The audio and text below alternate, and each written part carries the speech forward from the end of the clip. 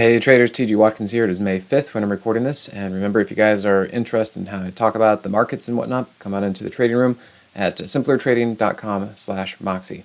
Alright, so we got the CPI that came out today, and it was a bit of a whirlwind. We had the market jump up. It was gapping up this morning, and then here I'll show you the internals. The internals really haven't been doing much. They have been very, very neutral for the last 3 days, including today. And the internals were pretty much the reason why I held on to the short positions that I had, which worked out. This morning gap was sold into, and then it even went down here. I mean, everything was looking pretty good. And then by the end of the day, and I think that there's probably conversation about the debt ceiling and all that kind of stuff. So there's a lot of news flying around out there.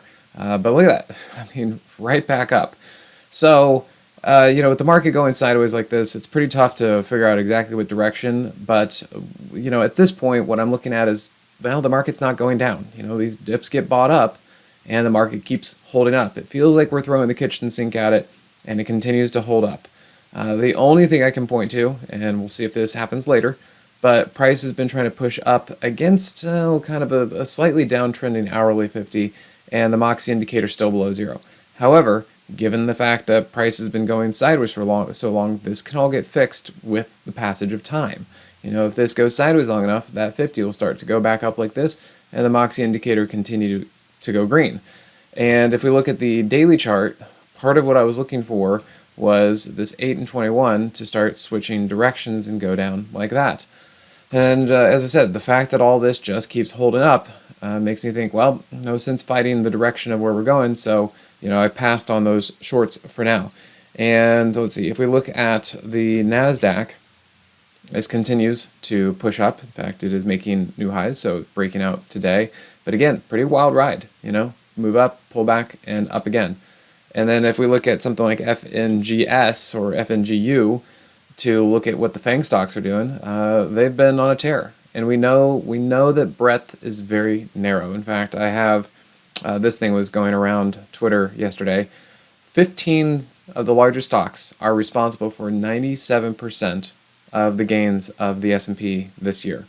So yeah, breadth is very, very narrow. It's basically the big FANG stocks. I mean, you can cut that in half. Seven of the stocks are responsible for the majority of the moves to the upside. So we're just not going to be fighting that for it now. And yeah, these things keep going up. So we'll have to see how long this goes for and what else is out there. And the other thing I'll be watching for is the UVXY.